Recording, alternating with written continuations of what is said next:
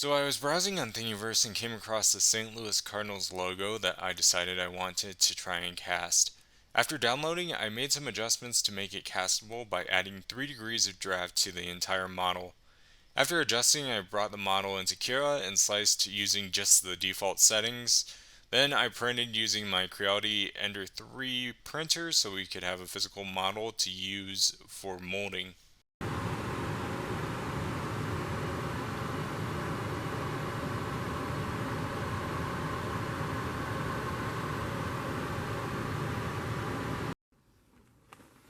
Before we get to actually making the mold, I always turn on my furnace because I find that the metal is completely melted and up to temperature by the time we finish making the mold. So today we're melting 535 aluminum and my target temperature will be around 750 degrees Celsius.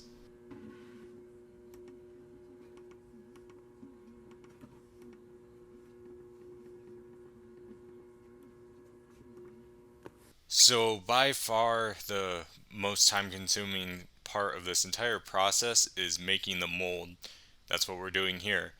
So with the model preparing for this process, all I did was some light sanding to try and get rid of some of those layer lines that you can see after 3D printing a model. And then also I put the model inside of a baggie with some baby powder so that we could get some release agent on it.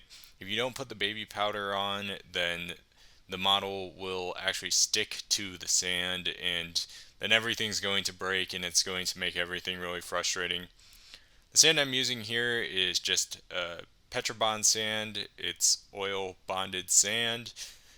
And I just got this off of Amazon. It was, I think, around $30 for a 10-pound bag. So a little expensive, but it works fairly well. Just a fair warning, if you do end up using the same stuff that I'm using here, it does come very wet. So you need to cycle the sand a few times before you actually get a good strength for the sand. When it's too wet, it just it's not very strong. I guess is what I'm trying to get at. It breaks really easily and it's not ideal. So I've cycled the sand a few times now, and overall it is working pretty good. So I started out just using a sifter that I got from the dollar store. What this does is it breaks up those big chunks of sand and allows us to capture all the detail from the model. If we just throw in those big chunks or clumps of sand, then it's not going to compact well because those clumps are already kind of compacted to begin with. So you always want to sift your sand, especially the first part of the molding process where the sand is going around the model. Now that we're moving up in the mold, to be honest, this part of the mold is just more for structure and I don't really care what the sand looks like at the top. So we're just throwing everything in now, and you can see my makeshift sprue that I put in, and we're molding around that as well.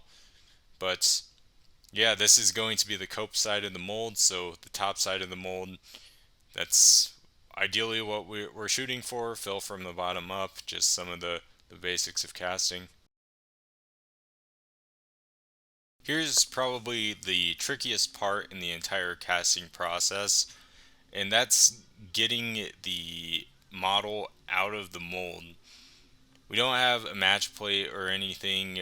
We just threw the model onto the board and put sand around it. So we have to somehow get this out. So what I'm doing here is putting some screws into pre-drilled holes, and then we're going to use these screws to allow us to try and get the model out. Now the big thing here is trying to make everything come out as straight as possible. If we skew the model one way where the top half of the model is coming out but the bottom half isn't, then again everything's going to break, and you can see there's some thin sections of sand that are going to be fragile, so we just need to lift this up as evenly as possible. I started out there just tapping the top of the screws so that we could force the model to release itself. And then right here, I'm just going around to each screw and just lightly tapping. The first few times you do this, you're not going to feel like anything's happening. It's going to feel like the model isn't moving at all. But now, by this point, when we're making our second round, we're feeling things moving now, and you might feel one area move and other areas not, and you can see something moved right there. So now we're just going to maybe not follow the same exact order, but tap the screws up so that things again come up as evenly as possible.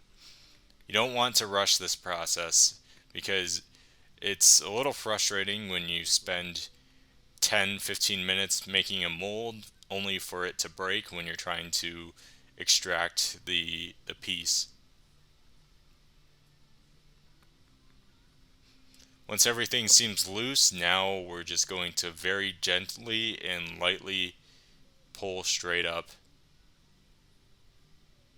And not rushing it here, just being very patient, very slow, and delicate. And now we're just inspecting things, and you really want to be analytical here.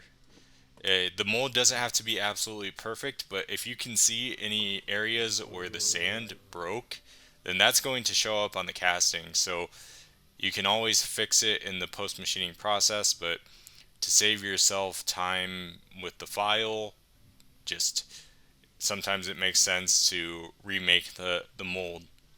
But I was happy with what I saw, so at this point I didn't have a gating system 3D printed and ready on this, so I'm just using a spoon to carve out my runner so that we can actually fill the casting. The last thing we need to do here is just very lightly blow out the model. There could be some loose pieces of sand, and if we don't blow that out, then that sand is going to show up on the finished casting. So just make sure to be delicate with this. Also, I'm barely applying any pressure on this, just a very light amount of air coming out so that the sand will come out of the cavity, but we're not going to break off other chunks of sand. I won't show the entire thing here, but just wanted to note that we followed a very similar process to what we did on the cope side with the drag side of the mold here. What? Now that we have both sides of the mold made, we can put them together, and that ends the molding process. At this point too, the metal is pretty much melted, so we're just about ready to pour.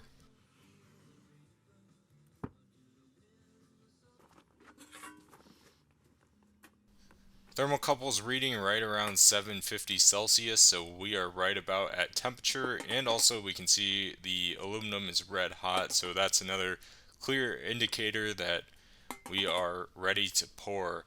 Last thing we need to do here though is clear off this dross on the top of the melt.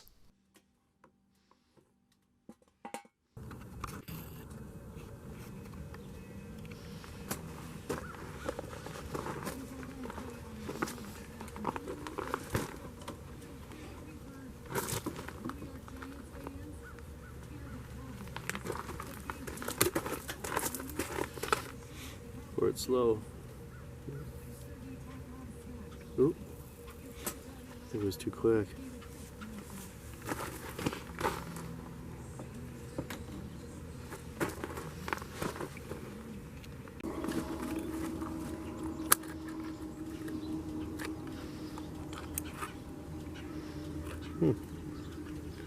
Yeah, definitely filled.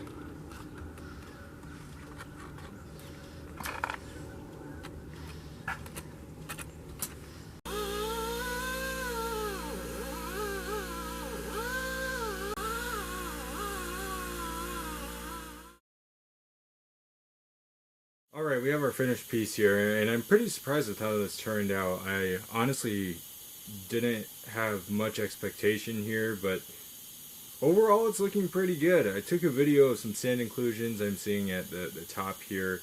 So I had everything on the cope side. I didn't really do anything with gating on the drag side.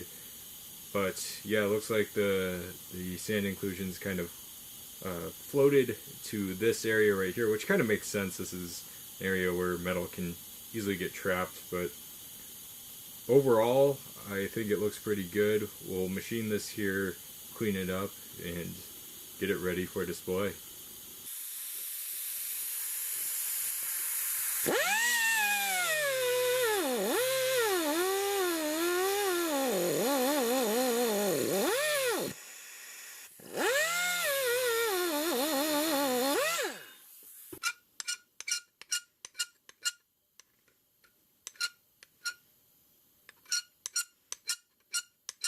Alright, so I'm going to call this good.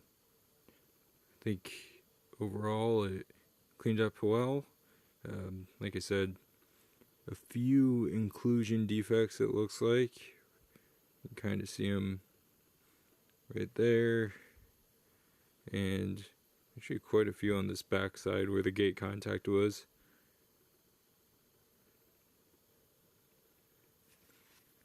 But those could clean up. I could machine it down a little bit if I really wanted to.